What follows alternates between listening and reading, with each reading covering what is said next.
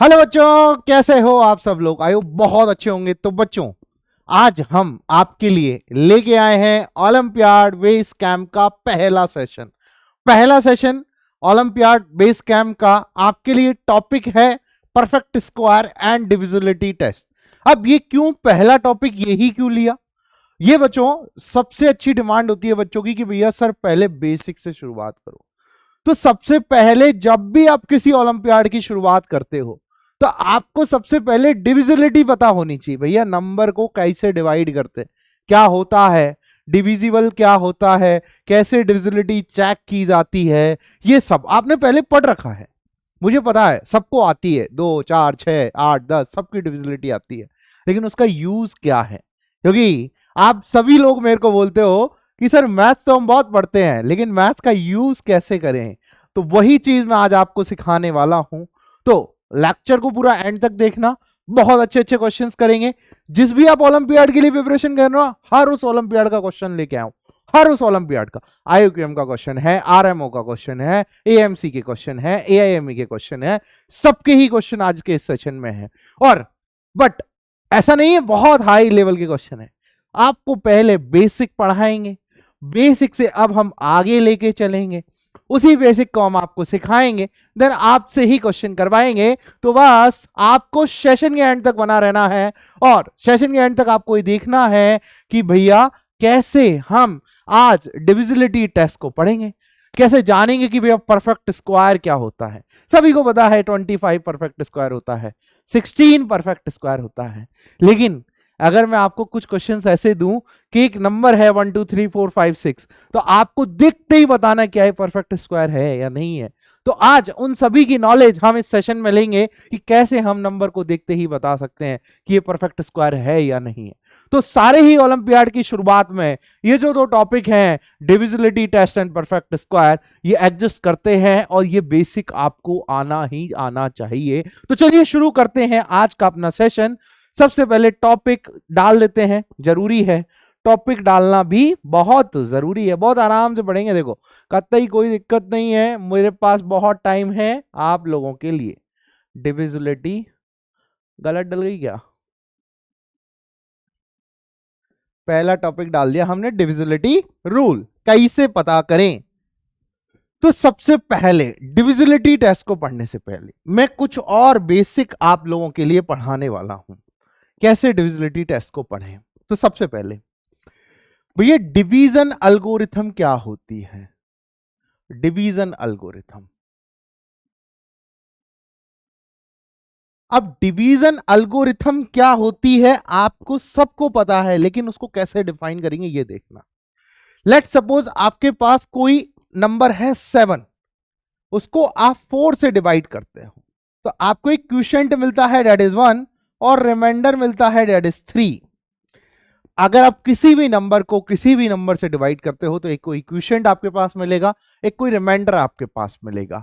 तो यहां पर अगर मैं कोई दो नंबर्स लेता हूं P एंड Q, अगर कोई दो नंबर्स लेता हूं, मैं A एंड B बोल लो, A एंड B, मैं आपके पास कोई दो नंबर्स लेता हूं और ये मैं इंटीजर ले लूं, रेशनल नंबर ले लूं, कुछ भी ले लूं, कोई दो नंबर्स मैंने यहां पर आपके लिए लिए, तो उनके बीच में एक ऐसा रिलेशन होता है कि A बराबर B इंटू क्यू प्लस का R। मतलब A को अगर मैं B से डिवाइड दूं तो ये जो होगा ये आपका क्वोशिएंट होगा और ये जो होगा वो आपके पास रिमाइंडर होगा, ये जो होगा वो आपके पास रिमाइंडर होगा। अब ये सब जानने के लिए सबसे पहली शुरुआत कि भैया लेट सपोज मैं 7 को 4 से डिवाइड कर रहा हूं, तो 4 इंटू 1 प्लस 3 लिख सकता हूं। मतलब 4 से डिवाइड देने पे रिमाइंडर आता है 3 और क्वोशिएंट आता है 1। अब ये जो आपने 4 से डिवाइड किया है, लेट सपोज देखना, आप किसी भी नंबर को, एनी नंबर को आप अगर 4 से डिवाइड दे रहे हो तो रिमाइंडर जो पॉसिबल रिमाइंडर्स हैं, इफ वी डिवाइड, बहुत छोटी छोटी चीजें सिखाऊंगा, एनी नंबर बाई 4, अगर आप 4 से डिवाइड दे रहे हो, then possible remainders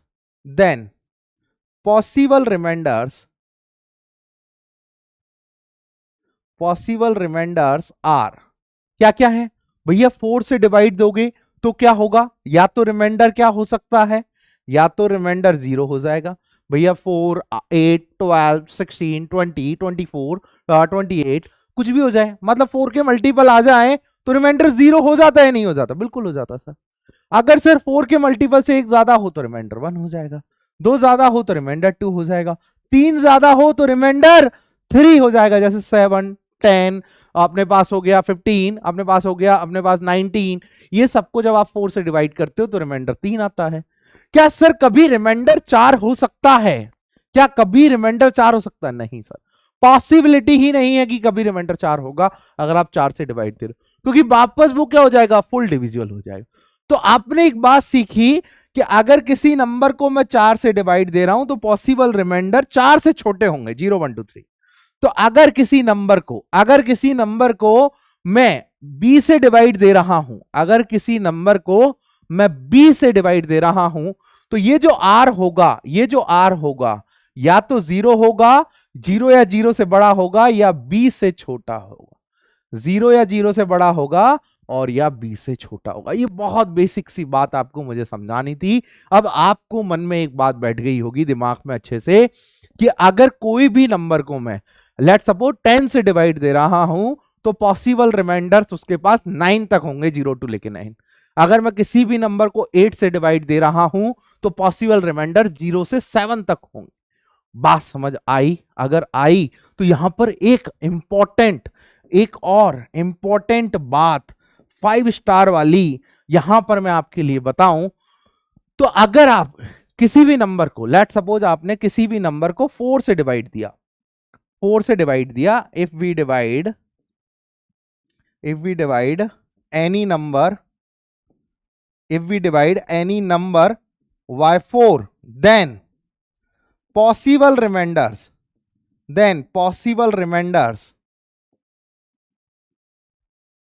are possible remainders क्या होंगे, रिमाइंडर्स वापस बता रहा हूं, वो तो बात 0 1 2 3 की हो गई, अभी मैं बात करने वाला हूं नेगेटिव रिमाइंडर्स की। देखो नेगेटिव रिमाइंडर्स आपने बहुत कम लोगों ने पढ़ रखे हैं। अगर आपने 4 से डिवाइड दिया तो आप बोल रहे हो कि सर 0 1 2 और 3 रिमाइंडर होंगे। मैंने बोला ठीक है, 0 होगा, 1 होगा, 2 होगा, लेकिन मैं इस इस 3 को -1 लिख सकता हूं। अगर मैं किसी भी नंबर को 4 से डिवाइड दे रहा हूं तो क्या पॉसिबल है कभी रिमाइंडर -1 होगा? मैंने कहा हाँ पॉसिबल है, बट नेगेटिव रिमाइंडर कभी हम लिखते नहीं हैं। इसलिए हम क्या करते हैं, जब कभी भी हमारे पास नेगेटिव रिमाइंडर आ जाए, जब कभी भी हमारे पास नेगेटिव रिमाइंडर आ जाए, जैसे -2 आ गया किसी चीज नंबर से डिवाइड देने में, लेट सपोज मैंने x को 6 से डिवाइड किया और रिमाइंडर आ गया, लेट सपोज उसने बोला रिमाइंडर जो है -2 है, तो मैं क्या करूंगा, इस -2 में किसको ऐड करूंगा, डिवीजर को। किसको ऐड करूंगा, डिवीजर को। डिवीजर क्या है आपके पास, 6। भैया ये क्या होता है, ये होता है आपके पास डिवीजर, ये होता है आपके पास डिवीजर, और ये होता है आपके पास डिविडेंड। ये क्या होता है, डिविडेंड। तो अगर कभी भी नेगेटिव रिमाइंडर आ जाए आपके पास, तो आप -2 में किसको ऐड करोगे, डिवीजर को। तो आपके पास -2 + 6 दैट इज इक्वल टू 4 क्या हो जाएगा बच्चों, रिमाइंडर आ जाएगा। 4 क्या हो जाएगा। तो दो बातें आपने यहां पर सीखी कि भैया अगर मैं किसी भी नंबर को 5 से डिवाइड दे रहा हूं, 6 से डिवाइड दे रहा हूं, तो जो पॉसिबल रिमाइंडर है वो हमेशा उस 5 से छोटे होंगे। 0 1 2 3 4 होगा, 6 से डिवाइड दे रहा हूं 0 1 2 3 4 5 होगा, बट कभी भी 6 या 6 से ज्यादा नहीं होंगे, मतलब उस नंबर के बराबर और उससे बड़े नहीं होंगे। लेकिन जब कभी नेगेटिव रिमाइंडर की बात आ जाए तो नेगेटिव रिमाइंडर भी पॉसिबल हैं। जैसे आप 3 में क्या करो, आप -4 कर दो तो -1 आ गया। मतलब आप एक बात सोचो कि 3 4 से कितना दूर है, 1 डिस्टेंस पर है, तो -1। इसको मैं लिख सकता हूं कि भैया 0 1 -2 -1 भी लिख सकता हूं, क्योंकि 2 को हम बोल सकते हैं भैया -2 भी रिमाइंडर है। बात समझ आ रही है, बात समझ में आ रही। तो यहां तक की जो कहानी थी वो डिवीजन एल्गोरिथम पे बेस्ड थी, कि भैया बेसिक चीज आपको कैसे बहुत साधारण भाषा में समझाई जाए। कमेंट करके बताओ क्या ये चीज आपको साधारण भाषा में लगी, नहीं लगी, बहुत साधारण भाषा में। ठीक है, यहां तक लिख लो, फिर चलते हैं हम आगे।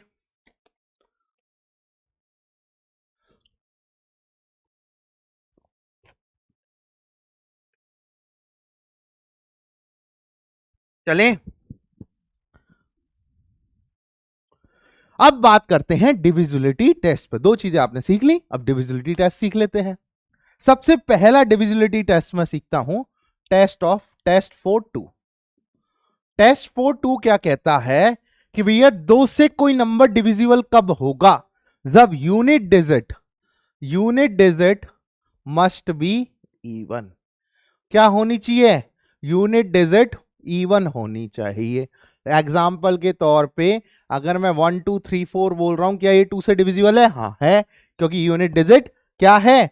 2 से डिविजिबल है, या फिर मैं कहूं तो यूनिट डिजिट इवन है। ठीक है। टेस्ट 4-3, अभी शुरू के टेस्ट तो आपने सबने पढ़ रखे हैं, पर क्या कोई बता पाएगा 9 की डिविजिबिलिटी का प्रूफ क्या होता है? मैं बताऊंगा आपको, और बहुत कंसेप्चुअल तरीके से बताऊंगा। टेस्ट 4-3 का टेस्ट क्या होता है? तो भैया sum of the digit must be divisible by 3। मतलब, और ये सबसे ज्यादा यूजफुल है कि लेट सपोज एग्जांपल के तौर पे बात करूं, 1 2 3 4 5, क्या ये 3 से डिविजिबल है? तो आपने सम किया, 5 + 4 9, 9 + 3 12, 12 + 2 14, 14 + 1 15। हाँ सर, 15 जो है वो सम ऑफ द डिजिट है। क्या है? सम ऑफ द डिजिट है। क्या है? सम ऑफ द डिजिट है। बात समझना बड़े ध्यान से। क्या है? 15। क्या ये 3 से डिविजिबल है? हाँ है, तो ये नंबर जो है वो 3 से डिविजिबल है। सबसे इंपॉर्टेंट जो यहां पर अगली आती है, दैट इज टेस्ट 4-4। 4 के लिए डिविजिबिलिटी टेस्ट क्या होगा? अगर आप कोई भी नंबर लेते हो, ABCDEF, लेट सपोज आपने 6 डिजिट का नंबर लिया, तो 4 का डिविजिबिलिटी टेस्ट ये कहता है कि ये जो लास्ट की दो डिजिट है, that must be divisible bye 4। That must be divisible bye 4। ये 4 से डिविजिबल होनी चाहिए। लेट सपोज मैंने एग्जांपल के तौर पे लिया, आगे कुछ भी लिख लो आप, 2 3 4 5 9 7 3 6। अब आगे का नंबर कुछ भी हो, मुझे उससे कोई लेना देना नहीं है।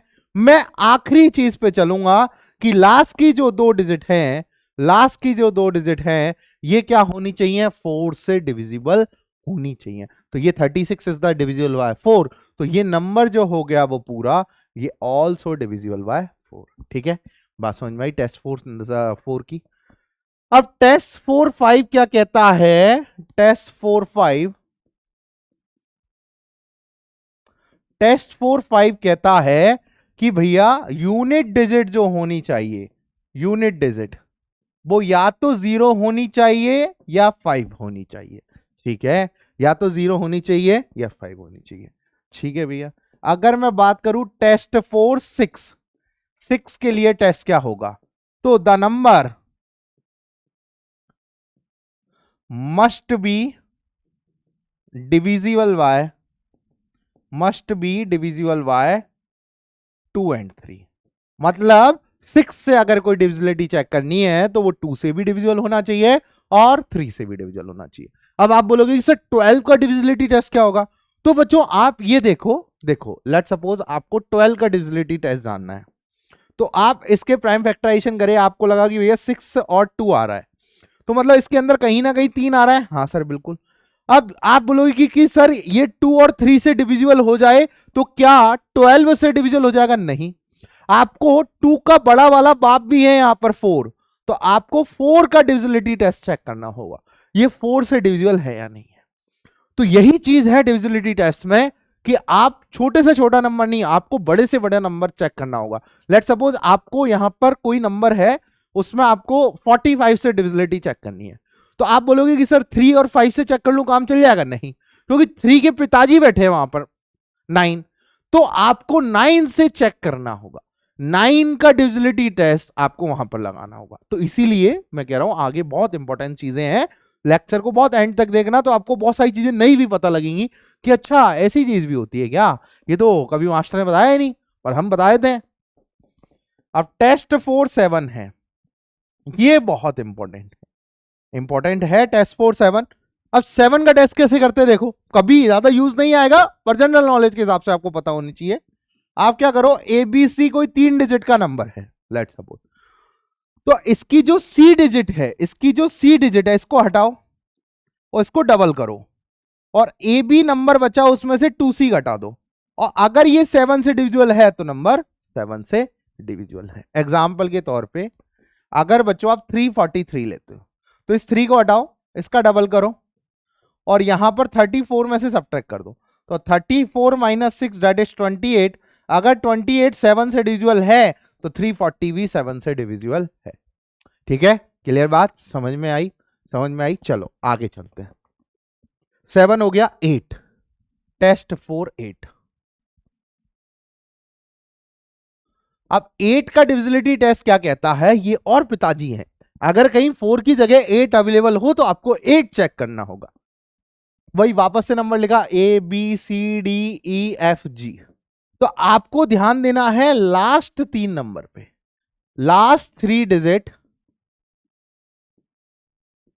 मस्ट बी डिविजिबल बाय 8, मतलब ये तो 8 से डिविजिबल होनी चाहिए लास्ट की तीनों डिजिट अगर 8 से डिविजिबल नहीं है तो नंबर 8 से डिविजिबल नहीं है। क्लियर फंडा, समझ में आई? लेट सपोज अगर मैं यहां पर एग्जांपल के तौर पे लेता कि भैया 2 3 9 8 7 2 3 और यहां पर ले लेता हूं 320, तो ये जो नंबर है तीनों डिजिट लास्ट की, ये 8 से डिविजिबल हैं, इसलिए पूरा का पूरा नंबर 8 से डिविजिबल है। ठीक है भैया। 9 बहुत इंपॉर्टेंट, मैंने बोला था 9 का प्रूफ बताऊंगा आपको। टेस्ट 4 9 9 का डिविजिबिलिटी टेस्ट। ठीक है, अब 9 का डिविजिबिलिटी टेस्ट आप देखना फटाफट से, 9 का डिविजिबिलिटी टेस्ट कैसे चेक करते हैं। टेस्ट 4 9 क्या कहता है कि sum of the digit must be divisible by 9, मतलब सम ऑफ द डिजिट जो हैं वो 9 से डिविजिबल होने चाहिए। ठीक है भैया, 9 से डिविजिबल होने चाहिए। इसका एग्जांपल लेते हैं। लेट सपोज मैंने ले लिया ABCDE, एक कोई 5 डिजिट का नंबर मैंने यहां पर ले लिया। अब इस 5 डिजिट के नंबर से प्रूव करना है कि कैसे नंबर जो है वो उसका सम जो है वो 9 से डिविजिबल हो, तो नंबर 9 से डिविजिबल कैसे होता है। ठीक है सर, इसको मैं नंबर की फॉर्म में लिखूं तो आपको सबको पता है ABCDE को मैं कैसे लिखूंगा, इसको 10 की पावर 0 से मल्टीप्लाई करूंगा, 10 की पावर 1 से, 10 की पावर 2 से, 10 की पावर 3 से और 10 की पावर 4 से। ऐसा ही क्यों करते हैं मास्टर जी, आप ऐसा ही क्यों बता रहे हो?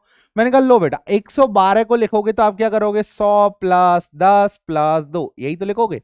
बस ऐसे ही मैं इसको लिख रहा हूं।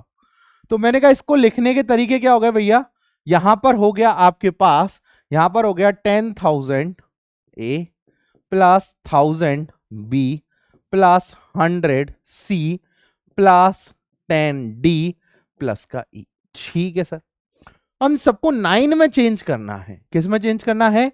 9 में चेंज करना है। ठीक है सर, मैंने क्या किया, दिमाग लगाया कि सर अगर मैं इसमें से एक A अलग कर लूं तो यहां आ जाएगा 9999A और प्लस में आ जाएगा A। ठीक है सर, इसको अगर मेरे को अलग करना है तो मैं लिख लूं 999B प्लस का B।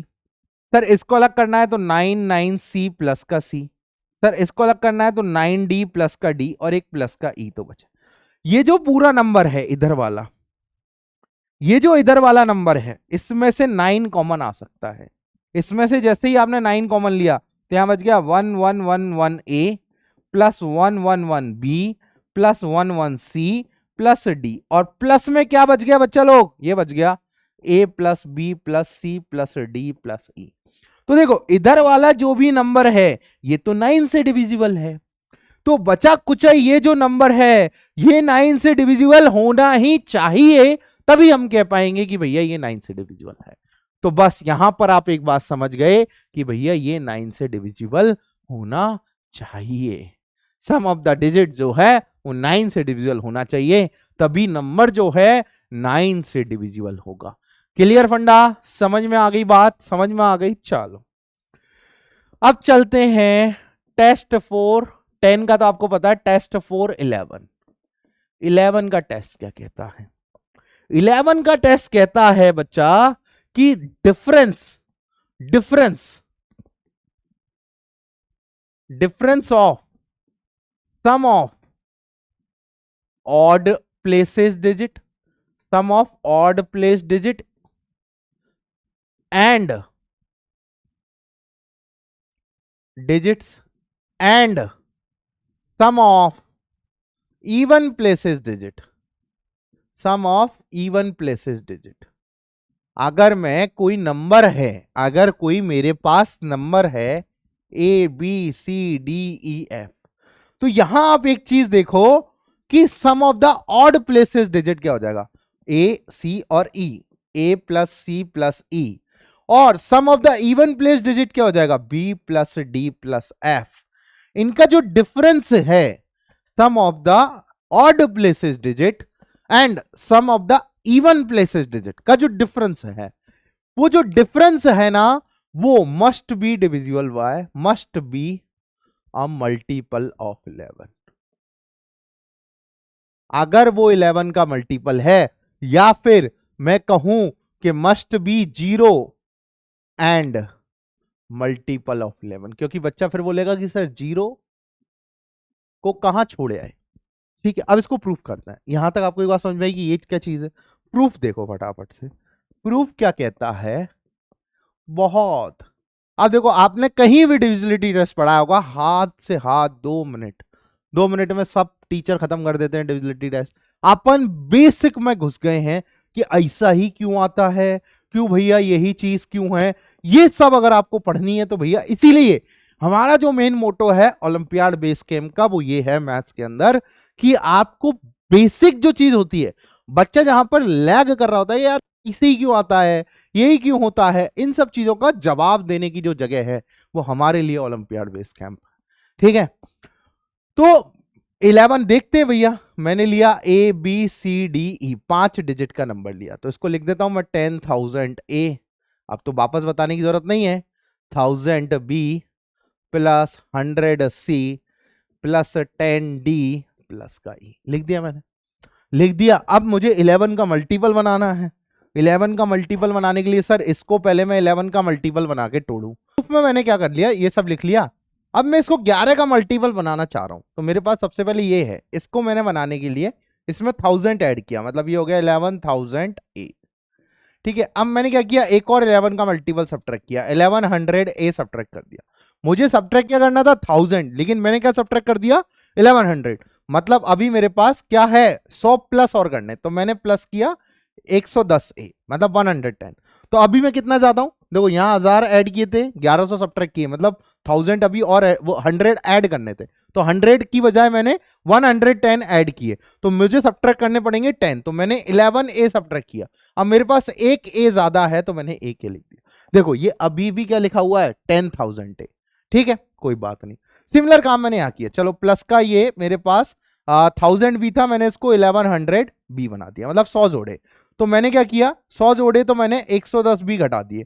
अब मेरे पास क्या बचा, प्लस का 11 बी और माइनस का बी। देखो ये अभी भी क्या लिखा हुआ है 1000 ऑफ बी लिखा हुआ है। फिर मैंने क्या किया, इस 100 को मैंने 10 जोड़ा, 100 सी माइनस 11 सी प्लस का सी। ठीक है, और यहां पर प्लस का 10 डी है। ठीक है, मैंने क्या कर दिया, इसको प्लस का 11 डी बना दिया। मैंने क्या कर दिया, इसको प्लस का 11 डी बना दिया और माइनस का डी कर दिया, और ये प्लस का ई तो रखा हुआ है। ठीक है, अब आप ये चीज देखो यहां पर बच्चों, आप ये चीज अगर देख रहे हो तो ये वाला जो पूरा नंबर है ये तो 11 से मल्टीपल है। देखो इन सबको आप ऐड सब्ट्रैक्ट कुछ भी कर लो, ये जो नंबर है ये तो क्या है 11 का मल्टीपल है। बचा कुछ आपके पास ये वाला जो नंबर है, ये जो नंबर है ये देखो, अगर ढंग से देख रहे हो तो ये वाला नंबर देखो, that is the difference of sum places and even places digits. ठीक है, तो यहां पर ये जो नंबर है, ये 11 की कंडीशन क्या कहती है, a प्लस सी प्लस ई में से क्या सब्ट्रैक्ट करो, b minus D, b plus D. अब अगर इन दोनों का डिफरेंस जो है वो अगर 11 से डिविजिबल है, तो पूरा का पूरा नंबर 11 से डिविजिबल है, वरना नहीं है। क्लियर, समझ में आई बात। चलो अब चलते हैं अपन कुछ क्वेश्चनों की तरफ, जो आपको बेहतरीन वे में समझ आएंगे, अब बेसिक वे में खूब अच्छे समझ आएंगे। देखो क्वेश्चन क्या कह रहा है, when a natural number n is divided by 5, कोई नेचुरल नंबर है n, अगर मैं उसको 5 से डिवाइड करूं तो रिमाइंडर 2 मिलता है।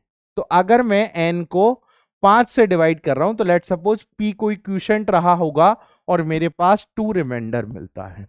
अब फिर क्या कह रहा है कि अगर कोई नेचुरल नंबर है y, उसको अगर मैं 5 से डिवाइड कर रहा हूं, अगर मैं यहां पर ये x है, ठीक है, इसको x कर दो, ठीक है, ये x है, अगर मैं x को 5 से डिवाइड कर रहा हूं तो रिमाइंडर मेरे पास क्या मिलता है 2। अगर मैं नेचुरल नंबर y को 5 से डिवाइड कर रहा हूं तो मुझे रिमाइंडर मिलता है 4। तो जो x है वो 5p + 2 है। डिवीजन एल्गोरिथम क्यों पढ़ाई थी, इसीलिए पढ़ाई थी। जो x जो है वो 5p + 2 है, y जो है 5q + 4 है। वो ये कह रहा है कि z जो है वो x + y को अगर मैं 5 से डिवाइड करूं तो रिमाइंडर मिलता है मेरे को z। तो x + y आपने किया, x + y किया तो आ गया 5p + का 2 और यहां आ गया 5q + का 4। तो यहां पर आ गया आपके पास 5 टाइम्स p + q + का 6। अब देखो अगर मैं x + y को 5 से डिवाइड करता हूं तो मेरे पास जो रिमाइंडर मिलेगा वो क्या मिलेगा, देखना फटाफट से। भाई ये वाला जो नंबर है ये तो 5 से डिविजिबल है, 6 को डिवाइड करने पर रिमाइंडर क्या मिलता है 1, तो रिमाइंडर हो गया आपके पास 1। तो z की जो वैल्यू आ गई आपके पास कितनी आ गई 1।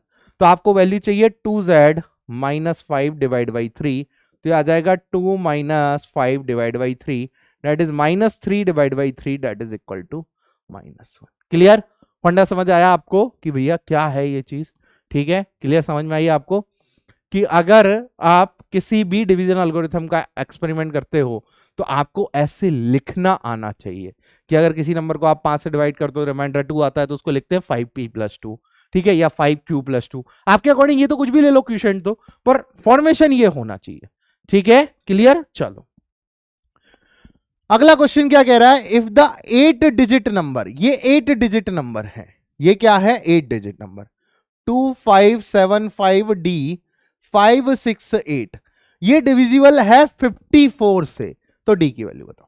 अब आप देखो यहां पर कि अगर ये 54 से डिविजिबल है तो मतलब किस किस से डिविजिबल करें भैया, 9 से डिविजिबल होगा, हाँ 6 से डिविजिबल होना चाहिए, मतलब 9 से हो रहा है तो 3 से हो ही जाएगा, 4 से होता है क्या, नहीं, तो 2 से डिविजिबल होना चाहिए, मतलब ये 2 से डिविजिबल होना चाहिए और 9 से डिविजिबल होना चाहिए।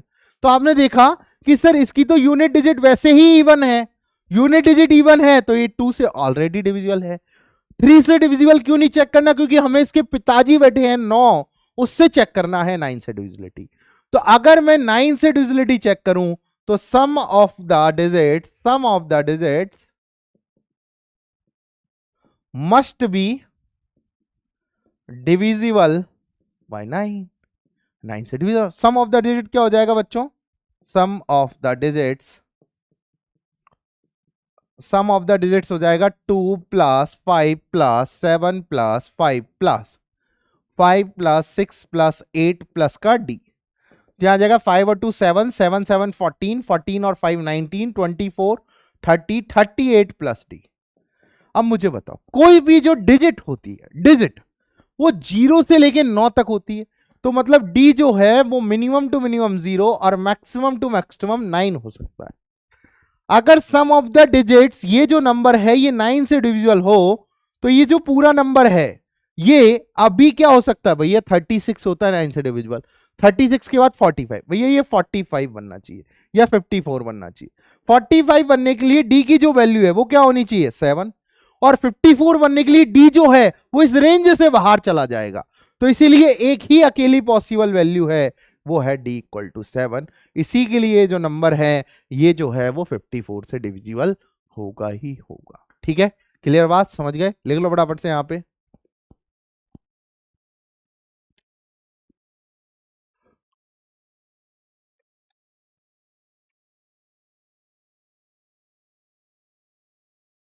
अब देखो ये अच्छा क्वेश्चन है, m बराबर क्या है n² - n, n जो है वो इंटीजर है, तो बताओ कि m² - 2m जो है वो किससे डिविजिबल होगा, ठीक है भैया, m जो है वो n² - n है, ठीक है, n जो है वो इंटीजर है, ठीक है, तो M square minus two M, तो M square minus two M find करो, कितना आ जाएगा, एन स्क्वायर माइनस एन का whole square minus two into N square minus N. ठीक है, तो इसको ओपन करोगे तो कितना आ जाएगा, एन की power 4 minus two N cube plus का एन स्क्वायर माइनस का टू एन स्क्वायर प्लस का टू एन। ठीक, यही आएगा ओपन करने पे, एन की पावर 4, यहां पर आ जाएगा माइनस का टू एन क्यूब।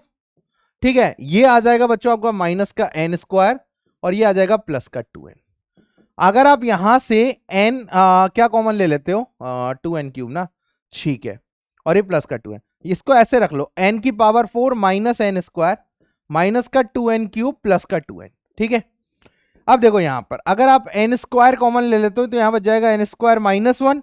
ठीक है, माइनस का टू एन कॉमन ले लेते हो तो यहां बच जाएगा एन स्क्वायर माइनस वन। तो यहां से आ गया आपके पास एन स्क्वायर माइनस वन को कॉमन लेने पर कितना आ गया, एन स्क्वायर माइनस का टू एन। अब एन स्क्वायर माइनस वन को आप लिख सकते हो N minus one into N plus one, और यहां से एन कॉमन लेने पे आ गया एन माइनस टू। तो अगर किसी ने बहुत ध्यान से देखा इस सवाल को तो ये जो M square minus two M है ना, ये लिखा हुआ है N minus two into N minus one into N plus one. अगर कोई एन इंटीजर है, अगर कोई एन इंटीजर है तो ये जो है ये क्या लिखा हुआ है, ये लिखा हुआ है चार conjugative integers, four consecutive integers. देख लो फटाफट से, एन को आप टू रखो तो कितना आ गया, 0 1 2 3, 0 1 2 3। लेकिन यहां पर एन जो है वो इंटीजर हो सकता कुछ भी, तो इसको आप पॉजिटिव इंटीजर मान लो, पॉजिटिव इंटीजर मान लो, तभी भी आप काम चल जाएगा। तो आपके पास क्या है, एन जो है वो इंटीजर है। ठीक है, तो अब ये कहना चाह रहा है कि भैया m जो है मस्ट बी डिविजिबल बाय क्या होगा। तो आपने देखा कोई चार पॉजिटिव इंटीजर है, अगर मैं लिखता हूं 1 2 3 4, ठीक है, लेता हूं 2 3 4 5, लेता हूं 3 4 5 6, तो यहां देखो आपके पास 2 आ रहा है, 3 आ रहा है, 4 आ रहा है, यहां पर भी 2 आ रहा है, 3 आ रहा है, 4 आ रहा है, 3 आ रहा है, 4 आ रहा है, यहां से 2 आ रहा है। अगर आप 4 5 6 7 लेते हो तो 2 आ रहा है, 3 आ रहा है, 4 आ रहा है, देखो 2 आ रहा है, 3 आ रहा है, 4 आ रहा है, मतलब 2 इंटू 3 इंटू 4 आपके पास हर चार कॉन्जुगेटिव इंटीजर्स पॉजिटिव इंटीजर्स में है। इसको पॉजिटिव इंटीजर्स कर लेना, हर चार पॉजिटिव इंटीजर्स में आपके पास है। ठीक है, एम को कर देना, एम जो है वो पॉजिटिव इंटीजर है तो आपको ऑटोमेटिकली यहां पर भी पॉजिटिव इंटीजर मिल जाएंगे। ठीक है, तो आपके पास देख रहे हो कि 2 इंटू 3 इंटू 4 हर उस पेयर में अवेलेबल है जो इससे बन रहा है, हर उस पेयर में अवेलेबल है 2 इंटू 3 इंटू 4। ठीक है, तो अगर मैं यहां पर लेता हूं कि भैया किससे डिविजल होना चाहिए, तो m must be M square minus two M square minus two M must be divisible by 24। किससे डिविजल होना चाहिए, 24 से। अगर ये 24 से डिविजिबल होंगे तो M square minus two M होगा ही होगा, क्योंकि m बराबर क्या है, N square minus N, m बराबर क्या है, एम स्क्वायर मतलब M square minus two M, M square minus two M की आपने वैल्यू डाली तो ये आ गए चार कॉन्जुगेटिव इंटीजर्स। और ये अगर चार कॉन्जुगेटिव इंटीजर्स आप लेते हो तो हर उस पेयर में 2 3 4 आपके पास अवेलेबल है, हर उस पेयर में आपके पास 2 3 4 अवेलेबल है। ठीक है, और अगर आपको क्वेश्चन को और अच्छे समझना है तो यहां पर n greater than equal to आप क्या ले सकते हो, 3 ले सकते हो। ठीक है, उसके लिए चेक कर लो, तभी भी आपके पास क्या आ जाएगा, 24 आ जाएगा। क्लियर, बात समझ में आई, बात समझ में आई। चलो आगे, एक क्वेश्चन आपसे क्या कह रहा है, द सम ऑफ, अब देखो क्वेश्चन मैथ्स ऐसी चीज है ना, मैं आपको थ्योरी पढ़ाऊंगा लेकिन क्वेश्चन से ही मैं आपको समझा सकता हूं अच्छे से। क्या कह रहा है क्वेश्चन कि the sum of all possible remainders which can be obtained when the cube of a natural number is divisible by 9। कह रहा है कि अगर कोई नेचुरल नंबर का क्यूब है तो मैं जब उसको 9 से डिवाइड करूं तो कौन कौन से पॉसिबल रिमाइंडर मेरे पास आ सकते हैं। ठीक है भैया, अगर मैं 1 क्यूब, तो देखो आपके पास कितना आ गया 1, 2 क्यूब आपके पास कितना आ गया 8, 3 क्यूब आपके पास कितना आ गया 27, 4 क्यूब आपके पास कितना आ गया 64, 5 क्यूब आपके पास कितना आ गया 125। देखना 1 क्यूब का अगर आप 9 से डिवाइड करोगे तो 1 आएगा, 8 को 9 से डिवाइड करोगे तो कितना आ जाएगा, आपके पास 8 ही आ जाएगा, 27 0। ठीक है, 64 कितना आ गया 1, 125, 9 1 9, आपके पास कितना आ गया, 9 1 9, और यहां पर आ गया आपके पास, यहां पर 8 आ गया, ठीक है। और अगर आप जीरो क्या बोला, नेचुरल नंबर बोला ना, हाँ ठीक है। अगर आप 6 क्यूब देखोगे तो 216 आ जाएगा, और यहां पर अगर आप देखोगे तो कितना आ जाएगा आपके पास, 9 2 18, 9 4 36, 0 आ गया। मतलब जैसे ही आप आगे बढ़ते जाओगे तो आप देख रहे हो कि आपको केवल 3 ही पॉसिबल रिमाइंडर मिल रहे हैं। क्या मिल रहे हैं? 3 ही पॉसिबल रिमाइंडर मिल रहे हैं। तो पॉसिबल रिमाइंडर्स क्या क्या हो गए बच्चों? पॉसिबल रिमाइंडर्स क्या क्या हो गए? 0 1 एंड 8, और इन्हीं का आपसे क्या पूछा, सम पूछा। तो 0 + 1 प्लस कितना आ गया, 8, तो डेट इज 9 आपके पास हो गया। ठीक है, क्लियर बात? लिख लो फटाफट से यहां तक।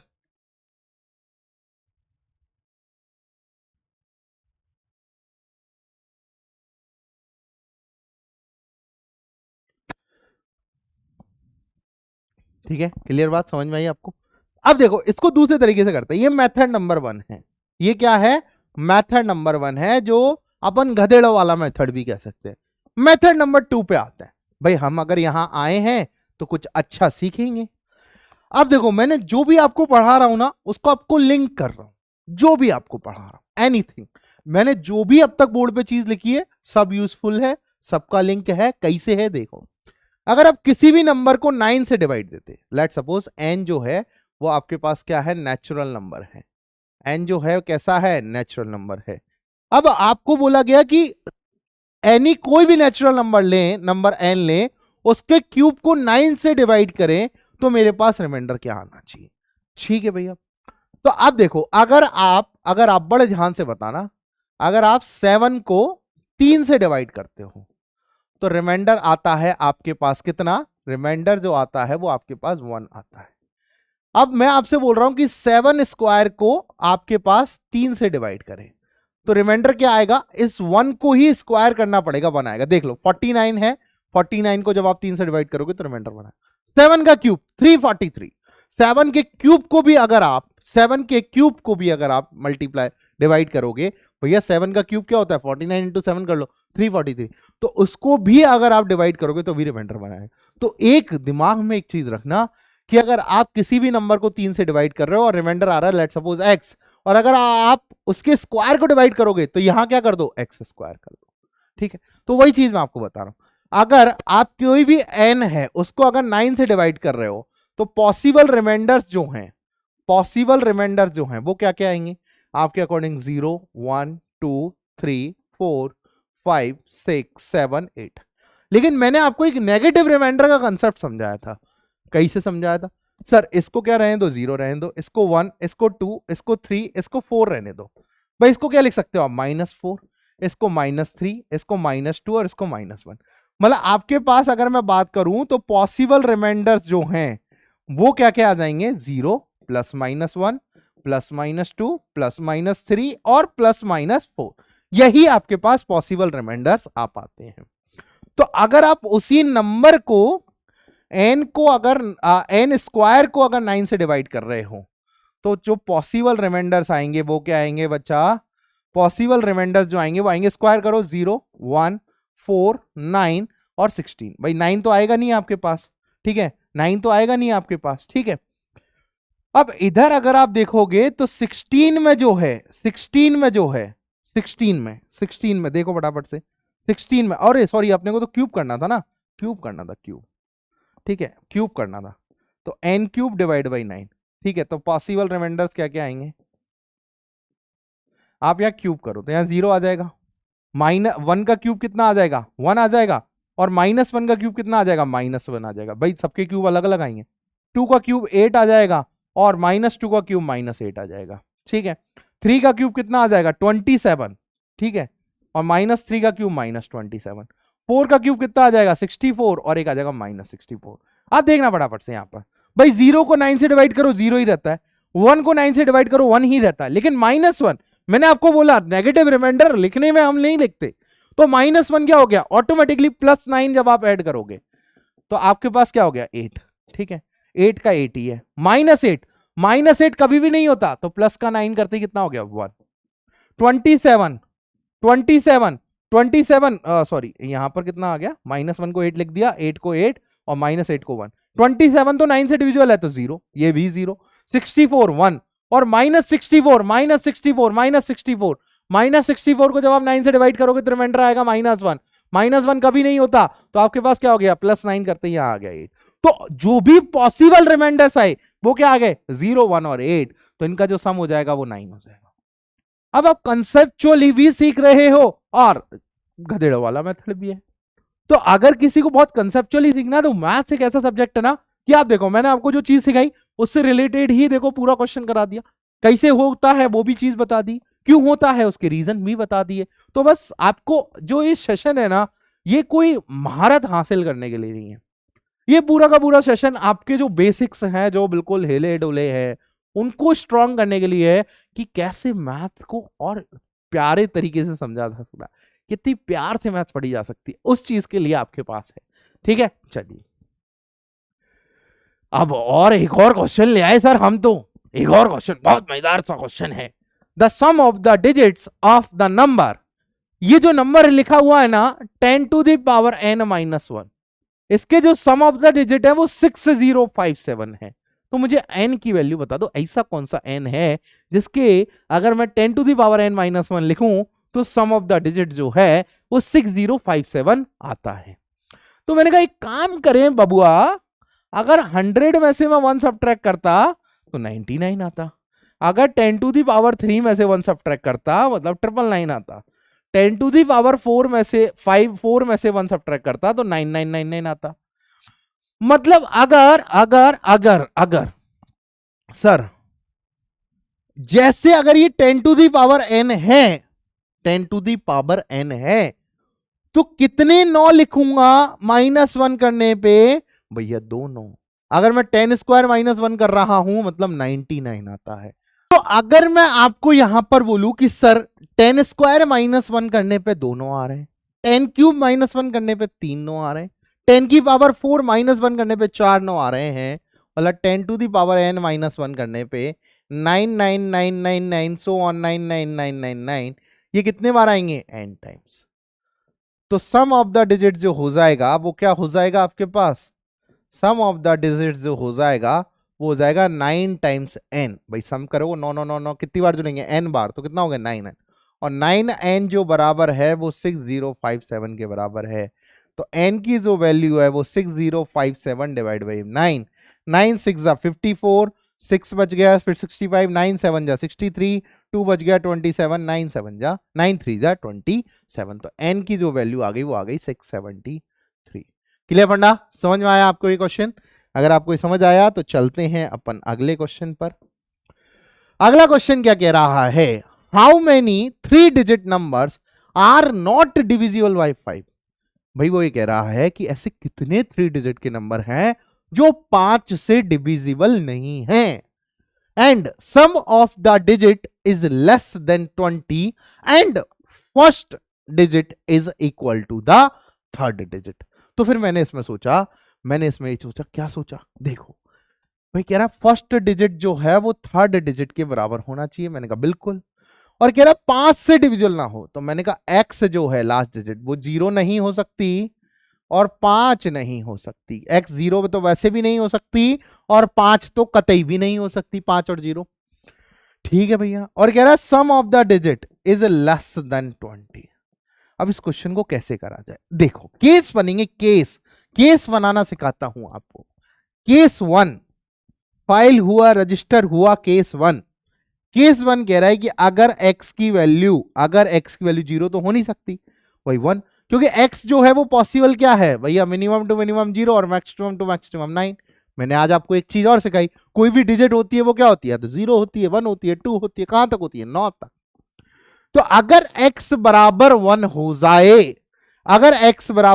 जाए, तो यहां पर 2 इंटू 1 प्लस का y जो है वो लेस देन 20 है, तो y जो है वो लेस देन 18 हो जाए, तो नंबर क्या क्या बनेगा भैया, y क्या हो सकता है, y 0 भी हो सकता है, 1 भी हो सकता है, 2 भी हो सकता है, 18 से छोटा कौन कौन सा हो सकता है, 9 तक कुछ भी।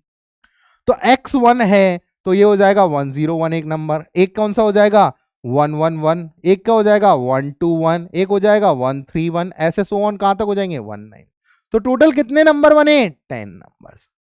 टोटल कितने नंबर बने, 10 नंबर। कितने बन गए भैया लोगों, 10 नंबर्स बन गए केस 1।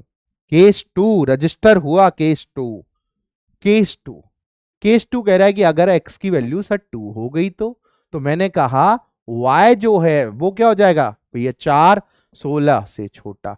तो अभी भी y क्या क्या हो सकता है 0 से लेके 9 तक, मतलब इसके अंदर भी कितने केस आएंगे 10 नंबर आ जाए, 10 इधर आ गए 10 इधर आ गए। तो केस 3 में चल कि सर x बराबर क्या हो जाए 3 हो जाए, x बराबर 3 हो जाए तो y बराबर भैया 6 घटेगा तो 14।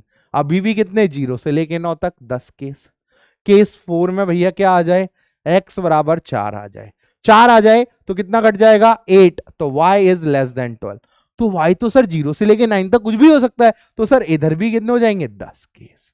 सर केस 5 x बराबर 5 नहीं हो सकता तो x बराबर 6, x बराबर 6 तो y कितना हो जाएगा लेस देन भैया कितना घटेगा 12, तो यहां आ जाएगा 8। अब y 8 से छोटा होना चाहिए, मतलब y क्या हो सकता है 0 हो सकता है 1 हो सकता है, क्या क्या हो सकता है 7 तक। ठीक है, तो कितने आ गए केस 8 नंबर्स, कितने 8 नंबर। केस 6 क्या कह देगा आपको, केस 6 कह देगा अगर x बराबर 7 आ जाए तो y इज लेस देन 6, तो कितने हो गए भैया 0 less than equal to y less than equal to 5। कितने केस हो गए 6 नंबर्स, कितने हो गए 6 नंबर। केस 7 क्या कह रहा है कि अगर x बराबर 8 हो जाए तो y इज लेस देन 8 2 जा 16, तो कितना हो गया 4। यहां पर आ जाएंगे 0 less than equal to y less than equal to 3, तो कितने आ गए 4 नंबर्स। ठीक है, अगर केस 8 की बात करें तो यहां पर x बराबर 9 जो लास्ट पॉसिबल है, तो कितना हो जाएगा y इज लेस देन 2, मतलब 0 less than equal to y less than equal to 1, तो कितने आ गए 2 नंबर। तो ऐसे टोटल कितने नंबर्स पॉसिबल हैं, टोटल नंबर्स काउंट कर लो, टोटल नंबर्स काउंट करो भैया 10 प्लस 10 प्लस 10 प्लस 10 40, तो ये हो गए 48 54 54 58 और कितने नंबर हो गए 60 नंबर्स। टोटल ऐसे कितने 3 डिजिट के नंबर हैं जिनकी पहली और तीसरी डिजिट इक्वल है और वो 5 से डिविजिबल नहीं है। ठीक है, तो एक केस काउंटिंग जो है ये आपको बहुत अच्छे से आनी चाहिए। ठीक है, अब हम हमारे टॉपिक की अगले पड़ाव पर चल रहे हैं, दैट इज आपके पास आता है प्राइम नंबर। प्राइम नंबर क्या होता है, सबसे पहली चीज भैया जो प्राइम नंबर है वो नेचुरल नंबर्स में होते हैं। Prime numbers belongs to natural numbers. कोई बच्चा बोले कि -2 प्राइम है क्या, तो जोर का थप्पड़ मेरे हाथ से यहीं कैमरे को फाड़ के आपकी गाल पे पड़ेगा। ठीक है, नहीं भैया, प्राइम जो है वो नेचुरल नंबर से होते हैं। एंड इंटीजर क्या कह रही है प्राइम की डेफिनेशन, कोई भी इंटीजर जो ग्रेटर देन 1 हो is called a prime number if it has exactly two distinct divisor namely 1 and p। मतलब प्राइम नंबर के केवल 2 ही फैक्टर होने चाहिए, तो 1 होना चाहिए p होना चाहिए, तभी वो प्राइम होगा। ये मैं अब आपको ये नहीं बता रहा कि 2 के होता है 3 के होता है, मुझे उन सब में नहीं पढ़ना, मुझे इसकी प्रॉपर्टीज आने कि अगर सबसे पहले एक चीज और आपको बताता हूं इंपॉर्टेंट, अगर x जो है वो y को डिवाइड करता है, x डिवाइड्स y, तो इसको कैसे लिखते हैं, x जो है वो y को डिवाइड करता है। अगर मैं लिखता हूं x does not divides y, अगर मैं लिखता हूं कि x जो है y को डिवाइड नहीं करता, तो इसको डिनोटिंग सिंबल होता है x does not divide y। ठीक है, क्रॉस करता हूं। अगर p जो है ab को डिवाइड करता है और p प्राइम है, मतलब p a को भी डिवाइड करेगा और p b को भी डिवाइड करेगा। अगर p जो है वो a की पावर n को डिवाइड करता है, तो p जो है वो a को भी डिवाइड करेगा। ये 2-3 प्रॉपर्टीज आपको पता होनी चाहिए। ठीक है, नीचे लिखा हुआ है every integer greater than 1 is divisible bye at least 1 prime. ठीक है, ये भी ठीक है, कोई दिक्कत नहीं है, पता होता है 4 जो है वो एक प्राइम से डिविजिबल होगा ही होगा। प्राइम फैक्टराइजेशन क्यों होता है, यही तो बोलते हैं कोई भी नंबर है जो नेचुरल नंबर का है ग्रेटर देन 1 है, वो कोई ना कोई प्राइम से डिविजिबल होगा ही होगा, एटलीस्ट 1 से। ठीक है, ये बात पता लगी। एक क्वेश्चन की तरफ आते हैं, प्राइम का बहुत मजेदार सा क्वेश्चन है। शो डेट, आपको ये शो करना है कि कोई भी इंटीजर n है, वो अगर मैं आपसे बोलूं कि ये नंबर है n की power 4 minus 20 n square plus 4, ये प्राइम नंबर नहीं है। ये बहुत इंपॉर्टेंट क्वेश्चन है, बहुत आसान भी नहीं कह सकते, पर हाँ इंपॉर्टेंट ये है कि ये तो आना ही चाहिए, ये तो आना ही आना चाहिए। तो मैंने बोला कि भैया n कोई क्या है, इंटीजर है, n क्या है, कोई इंटीजर है। क्या आ गया, n की पावर 4 माइनस 20n² प्लस का 4। ये क्या कह रहा है कि आपको ये शो करना है कि अगर मैं कोई नंबर को ऐसे लिखूं इस फॉर्म में, तो ये जो है वो डिविजिबल नहीं है, मतलब वो सॉरी प्राइम नंबर नहीं है। कैसे प्रूव करें? तो देखो, मैंने सबसे पहले क्या किया, इसको फैक्टराइज किया, n की पावर 4 माइनस 20n² प्लस 4 को, क्योंकि आपको बताया प्राइम फैक्टर अगर कोई नंबर है तो उसके केवल केवल दो ही फैक्टर होने चाहिए, एक तो 1 और एक वो खुद। ठीक है, मतलब इसके जो फैक्टराइजेशन अगर पॉसिबल है तो ये जो नंबर है, ये जो नंबर है, इसका जो फैक्टर है एक 1 होना चाहिए और एक कोई एक फैक्टर हो जाए, p हो जाए। ठीक है, तो सर इसको फैक्टराइज करते हैं पहले। तो इसको लिखा मैंने n² का स्क्वायर, अब प्लस 4 था, इसको लिख लिया मैंने 2²। मुझे जरूरत थी यहां पर 4n² की।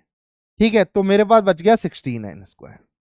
तो ये जो मेरे पास इधर बबुआ बचे, ये थे n² माइनस 2 का होल स्क्वायर, और ये आ गए 4n का होल स्क्वायर। ठीक है, कोई बात नहीं सर। तो अब आ गया a² माइनस b², तो मैंने लिख लिया इसको n² माइनस 2 माइनस 4n, और एक आ जाएगा n² माइनस 2 प्लस का 4n।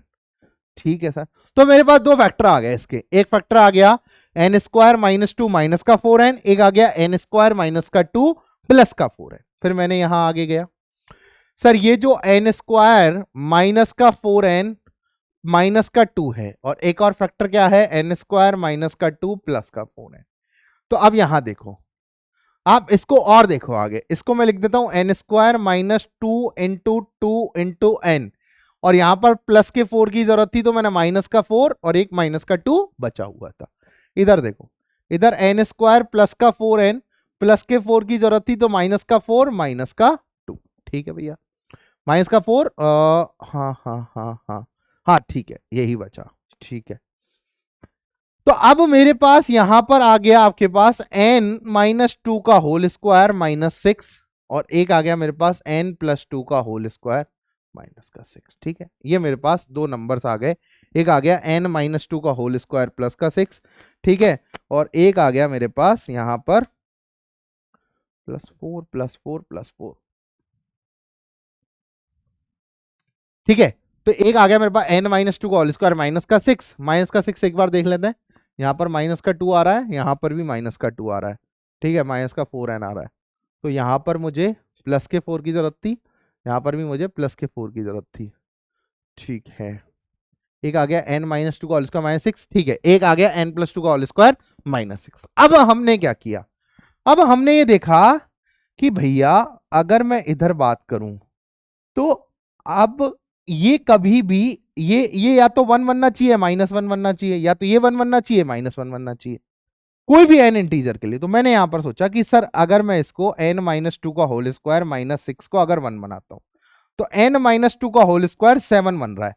अब कोई भी परफेक्ट स्क्वायर 7 नहीं होता, क्योंकि यहां पर n माइनस 2 बराबर क्या लिखोगे, प्लस माइनस रूट 7, तो n बराबर आ जाएगा 2 प्लस माइनस रूट 7, और n क्या नहीं आ रहा, इंटीजर नहीं आ रहा, n क्या नहीं आ रहा, इंटीजर।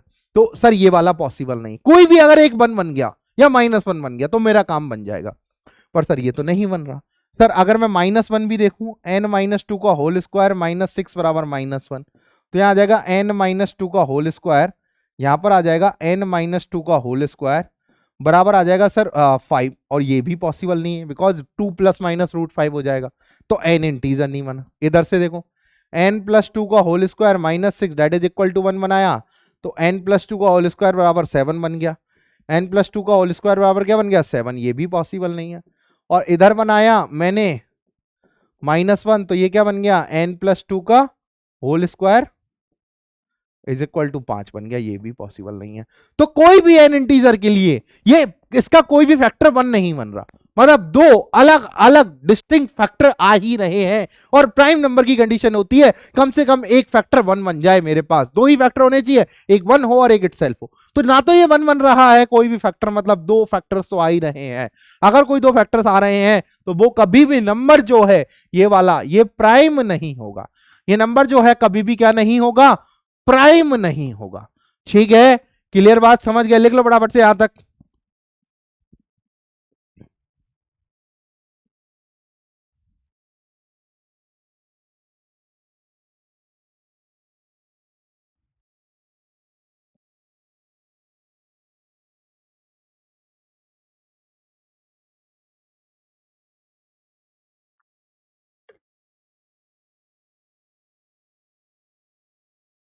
ठीक है,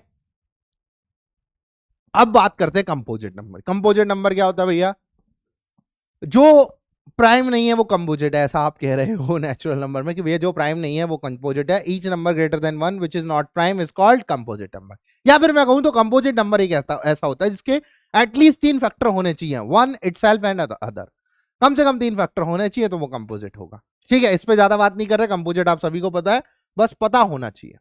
तो मैंने एक और क्वेश्चन ले लिया आपसे कि प्रूव दैट ये वाला जो नंबर है ये कंपोजिट है, ये बताओ। n की पावर 4 प्लस 4 कंपोजिट है, ये आपको प्रूफ करना है। तो फैक्टराइजेशन वही वाली बात है, फैक्टराइजेशन जरूरी है इसके अंदर। तो n की पावर 4 प्लस का 4, इसका फैक्टराइजेशन कैसे करे? तो एक आइडेंटिटी होती है सोफी जर्मन, आज मैं वो भी सिखा दूंगा आपको सोफी जर्मन आइडेंटिटी क्या होती है। तो अगर आपके पास a की पावर 4 प्लस 4 b की पावर 4 लिखा हुआ है तो इसको फैक्टराइज कैसे करें? तो देखना, आप क्या करो, इधर ए स्क्वायर का होल स्क्वायर कर दो। ठीक है, कर दिया भैया, कर दिया क्या? ए स्क्वायर का होल स्क्वायर कर दिया मैंने। और सर अगर मैं यहां देखूं, सर यहां 4 है, यहां 4 है, इससे हमारा काम नहीं चलेगा। तो क्या ही करे बाबा, क्या करे सर? इधर लिख लें, इधर लिख लें सर 2b स्क्वायर का होल स्क्वायर। हाँ सर, ये वाला काम चल गया। तो सर अगर मैं प्लस कर दूं इसका 2 इंटू ए स्क्वायर इंटू 2b स्क्वायर, भाई 2ab अगर प्लस कर दूं और 2a square into 2b square subtract कर दूं, भाई अगर a square plus b square आपके पास है, let suppose x square plus y square आपके पास है, तो आप क्या करोगे? 2xy को ऐड करोगे, 2xy को सब्ट्रैक्ट करोगे। मैंने भी वही किया, 2ab को ऐड किया, 2xy को ऐड किया, 2xy को सब्ट्रैक्ट कर दिया। तो मेरे पास बबुआ जो है ये वाली जो क्वांटिटी है ये बन गई ए स्क्वायर प्लस 2b स्क्वायर का होल स्क्वायर, माइनस में बन गई 4a स्क्वायर b स्क्वायर। तो ये आ गया मेरे पास A square plus 2b square का होल स्क्वायर माइनस 2ab का होल स्क्वायर।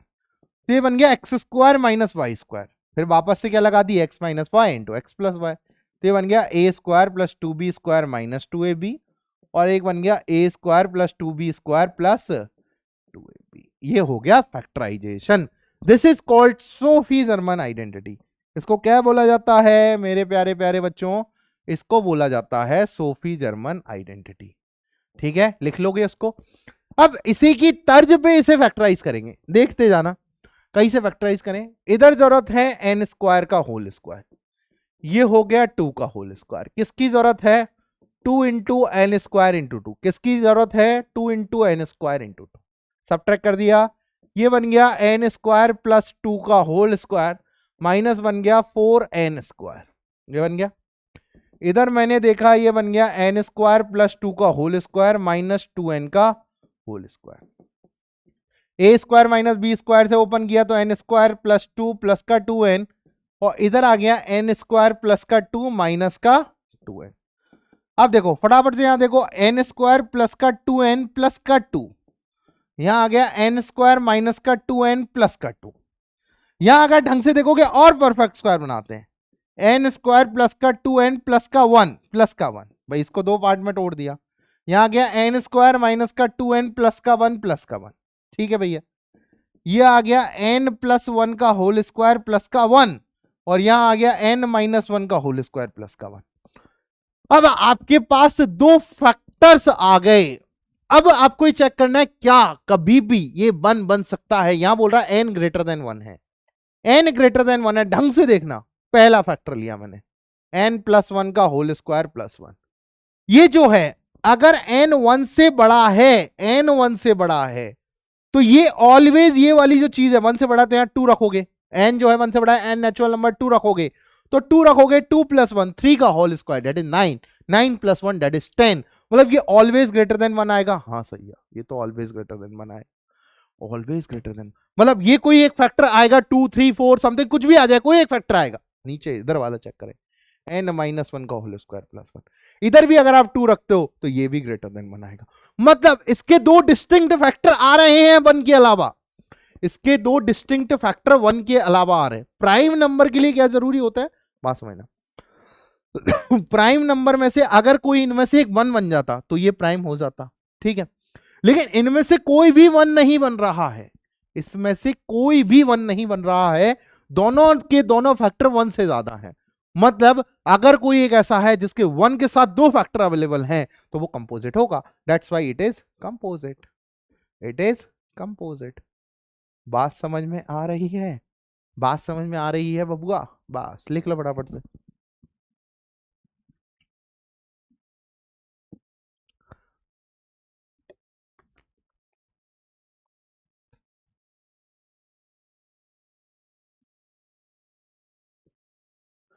अब परफेक्ट स्क्वायर नंबर्स की बात करते हैं। आज का सबसे इंपॉर्टेंट टॉपिक यही पढ़ना है और ये बहुत मजेदार टॉपिक है। इसके मजेदार मजेदार क्वेश्चन लेके आया हूं, बस ये जो पढ़ लिया तो मजा आ गया, ऐसा समझ लेना।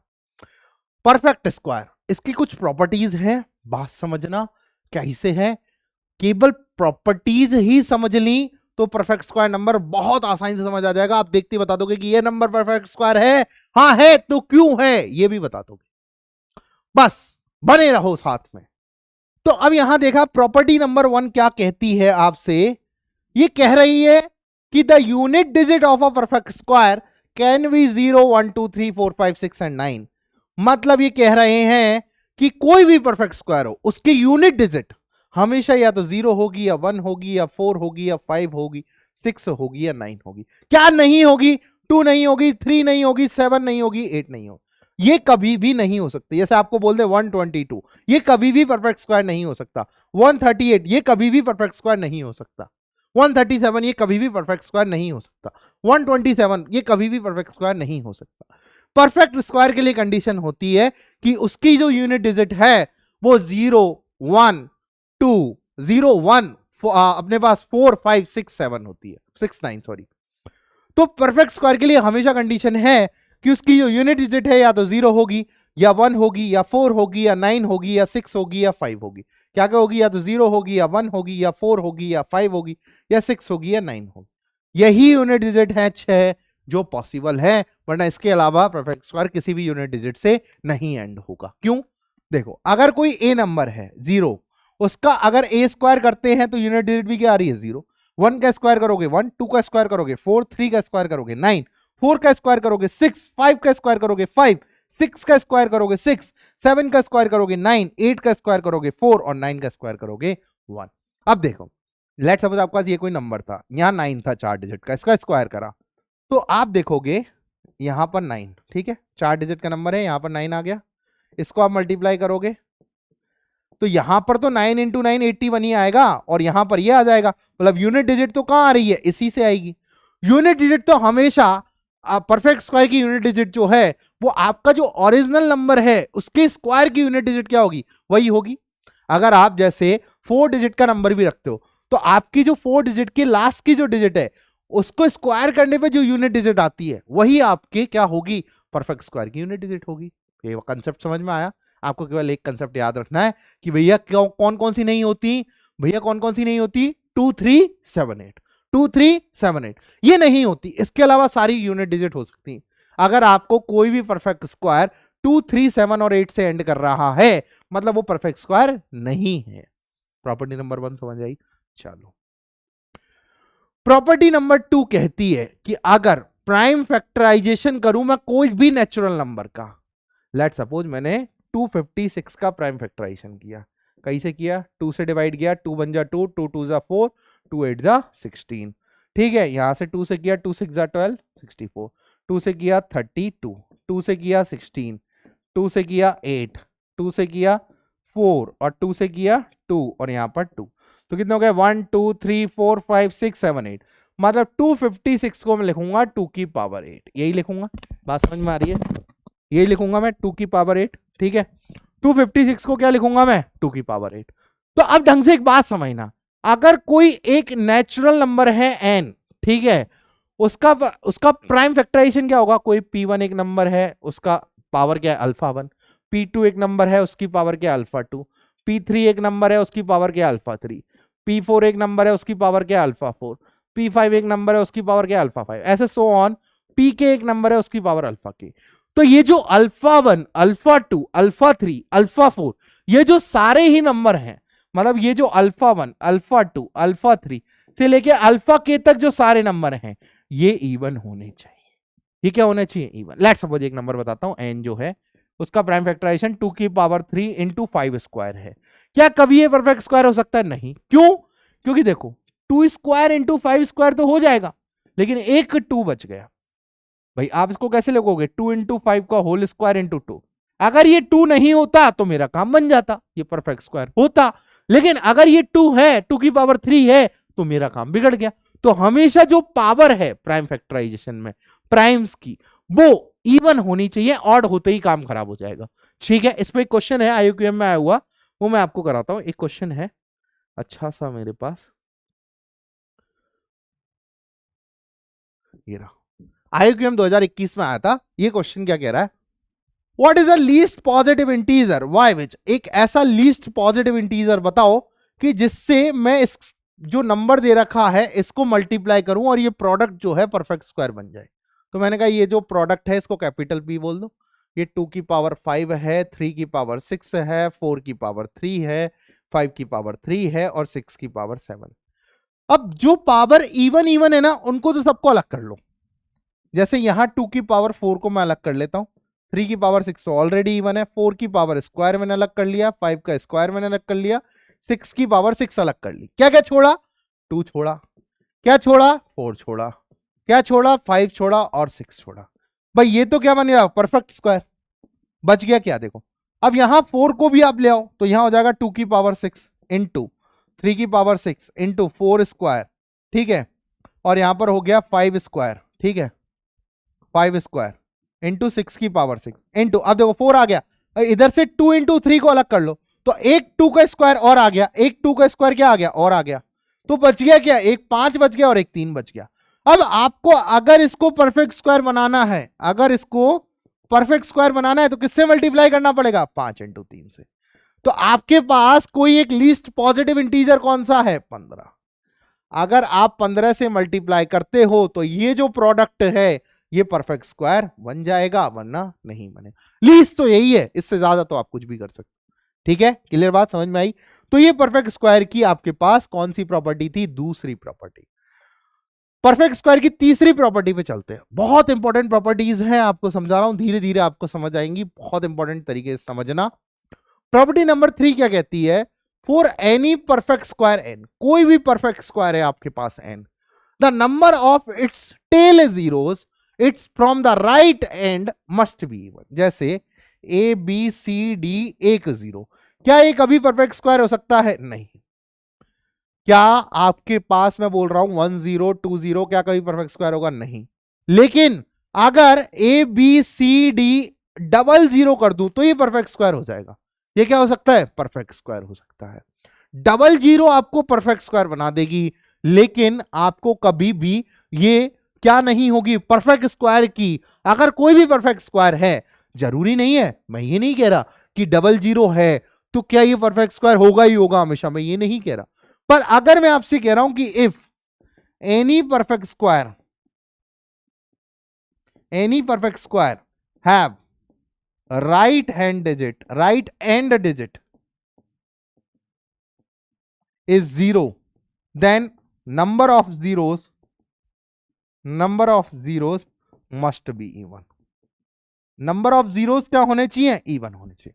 अगर नंबर ऑफ जीरोस इवन होंगे तो आपका काम बन गया, नहीं तो वो परफेक्ट स्क्वायर कभी नहीं है। बिकॉज जो 2 और 5 के वो होते हैं, 2 और 5 जैसे 2 और 5 के कॉम्बो से ही आपके पास 0 बनते हैं।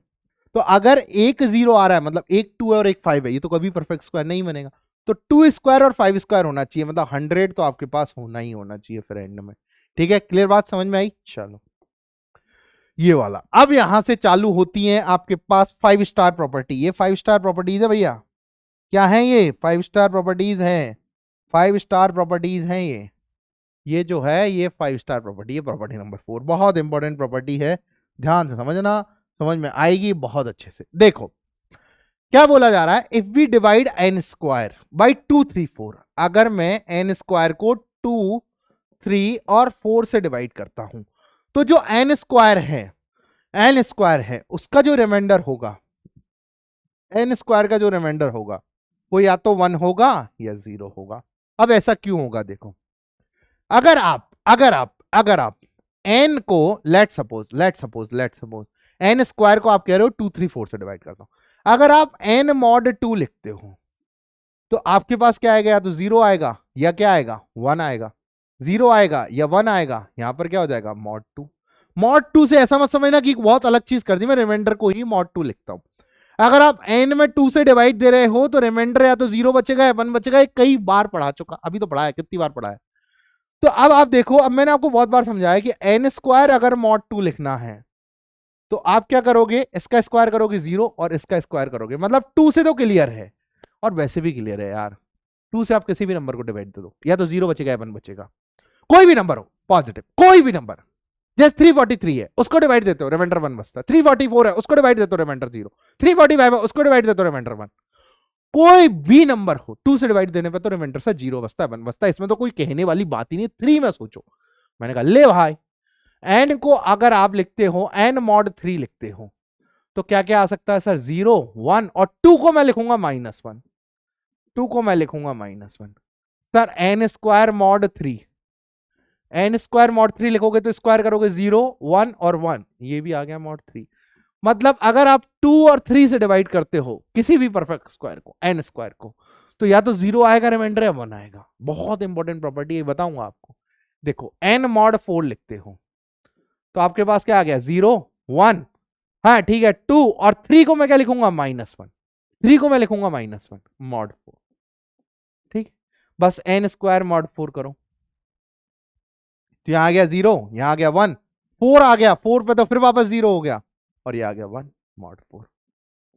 तो बात समझ में आई। आप कोई भी परफेक्ट स्क्वायर है, ये प्रॉपर्टी है, अगर 2 3 और 4 से डिवाइड देते हो तो रिमाइंडर 0 आएगा और 1 आएगा, रिमाइंडर 0 आएगा और 1 आएगा।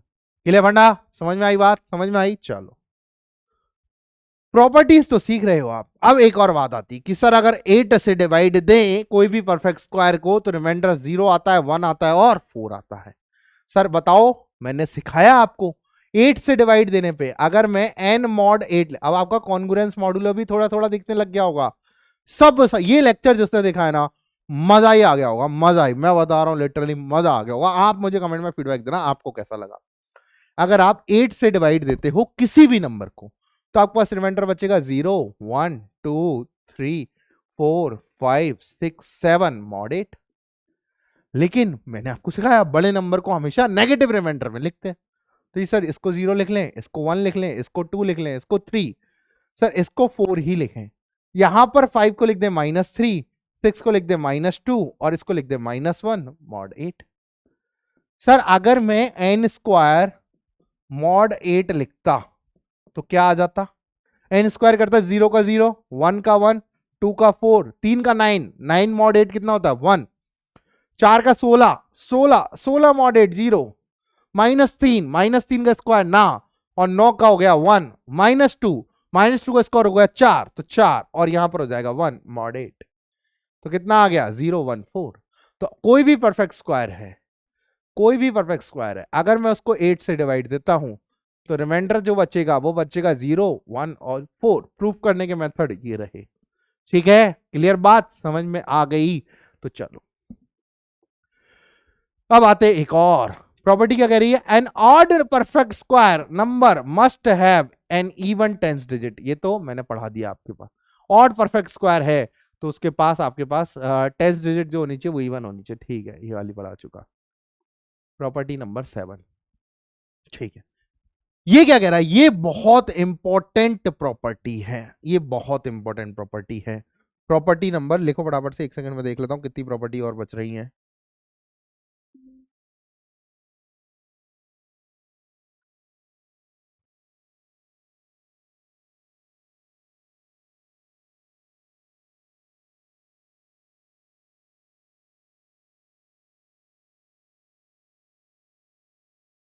तो देखो प्रॉपर्टी नंबर 6 क्या कहती है आपसे, प्रॉपर्टी नंबर 6 कहती है कि अगर कोई ऑड परफेक्ट स्क्वायर है तो उसकी जो इवन डिजिट होगी, टेंस डिजिट होगी, वो हमेशा इवन होगी।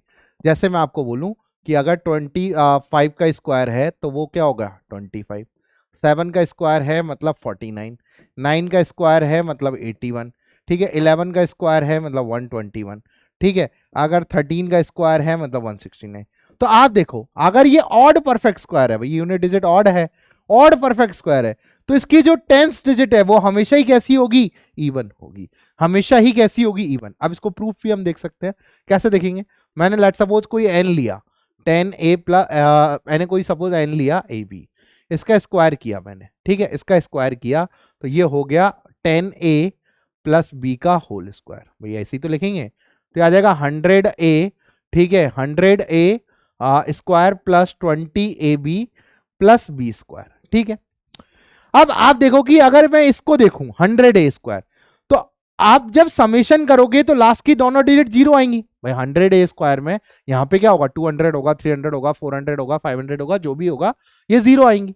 20ab में एक डिजिट जीरो आएगी और एक डिजिट 2 से मल्टीप्लाई हो रहा है तो इवन आएगी। और b स्क्वायर, अब बी स्क्वायर की भैया यहां पर आपको पता है कि ये 0 0 है, और बी स्क्वायर आपको पता है कि यहां पर ऑड देगा, यहां पर क्या देगा, ऑड देगा, क्योंकि हमें जो ऑड परफेक्ट स्क्वायर है, मतलब लास्ट डिजिट तो क्या होनी चाहिए, ऑड होनी चाहिए, तो यहां पर अगर ऑड देगा तो आपको प्रॉपर्टी से पता है कि भैया अगर लास्ट डिजिट ऑड है, ठीक है, कोई भी परफेक्ट स्क्वायर की, तो यहां तो इवन ही होगा। तो देखो ये सबको सम करो, ये आपके पास कितना आ गया, इवन, और यहां आ गया आपके पास ऑड। तो आपको इससे क्या पता लगा, लेट सपोज मैं आपको बोलूं 131 क्या परफेक्ट स्क्वायर है, तो आप बोलोगे कि सर कतई नहीं है।